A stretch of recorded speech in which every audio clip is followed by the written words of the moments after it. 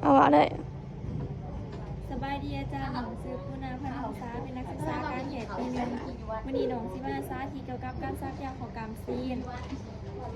คนศึกษาประวัติคนเจ็บซื้อว่านั่งแก้วอายุ20 ปีมาจากบ้านสะพานไส้นครปากเซ่แขวงจำปาสักเขาห้องหมอด้วยอาการไข้สูงแต่งการเป็นตัวของทางหมอเป็นไหซักยาพาราเซตามอลเพื่อลดไข้เขาหาคนเจ็บสบายดีเอื่อยซื้อแก้วโบมาจากบ้านสะพานไส้นครปากเซ่แขวงจำปาสักโดยน้องเองซื้อคุณาพันธ์ษาได้เป็นนักศึกษาการแพทย์ปีหนึ่งถึงลงมายามในแผนกนี้จุดประสงค์ที่น้องมาในนี้แม่นจะมาซักยาให้เอื่อยเด้อเนื่องจากว่าเอื่อยมีไข้สูงโดยซักยาแม่นเพื่อให้ลดไข้เพราะอยากไปเกี่ยวอุปกรณ์ก่อนจะเกี่ยวอุปกรณ์ท่อหลังมือหาขั้นตอนแล้วก็เกี่ยวอุปกรณ์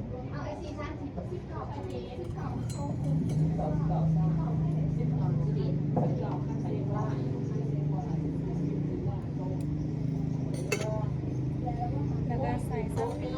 แทนซับลีเปียกที่เขาถึงบางคนแล้ว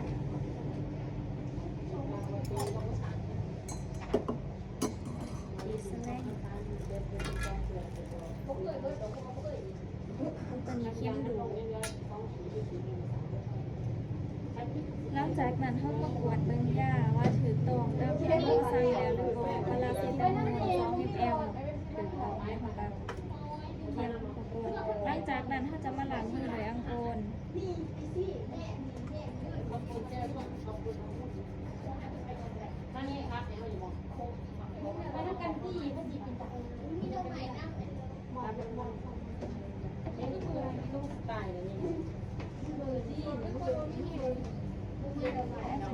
ใส่กระดูก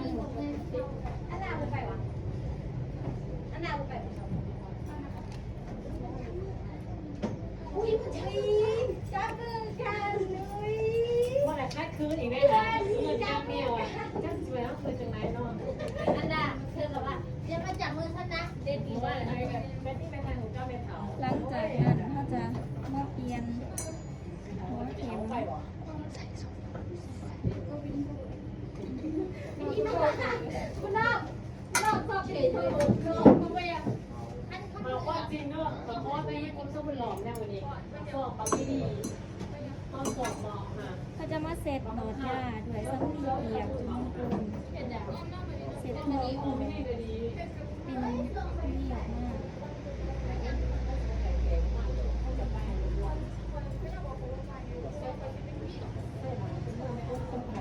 ว่าเคยเย็บขาเลยมันปากดีเจอไม่เสียนะมันเย็บดีไอ้ตัวมันที่บ้านผมเซ็ตไปก็ที่ผ้านะคะเป็นประจำเรื่องไปให้หัวจะใส่แบบกันก็เป็นบึ้งไปไม่ได้บุก โอ้ยก็ตอนนั้น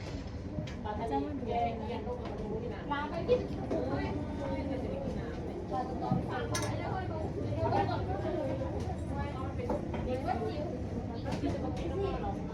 เราไปแบบนี้ไปเพื่อนค่ะไปเตะมาเด้อ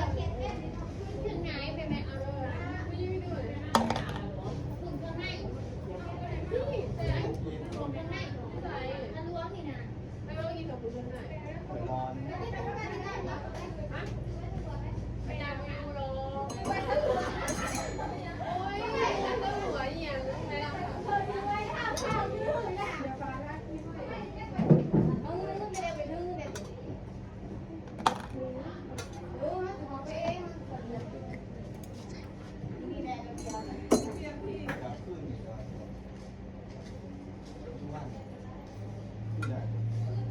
หลังจากนั้นเขาก็จะไปของหาคนเจ็บ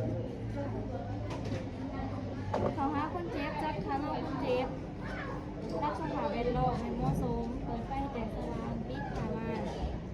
ปิดพัดลมเปิดเฉพาะบริเวณที่จะซักแบ่งผลออกเป็น4 ส่วนด้านเทิงจากวิดีอาร์ข้างกระดูกสักกองด้านในจากกระดูกสักกองหน้ากระดูก6 ซีด ด่านลุมแบ่งตามหอยพับกลไปเจอหอยกระดูกกกขาด่านน่องแบ่งจากกระดูกกกขาไปหากระดูกอีดีอาร์แบ่งกลเอาเป็น4ส่วนแล้วซัก1/4ด่านเทิงเบื้องนอก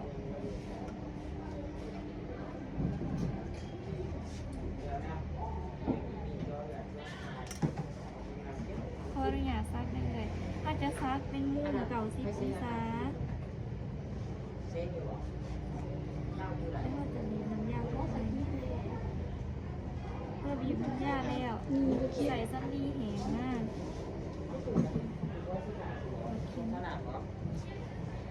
เดี๋ยวเราเด้อเอื่อย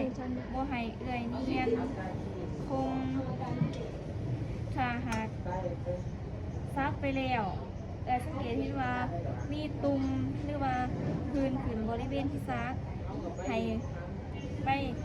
พัวพันพยาบาลโดยทันทีเด้อหลังจากนั้นเก็บเปลี่ยนอุปกรณ์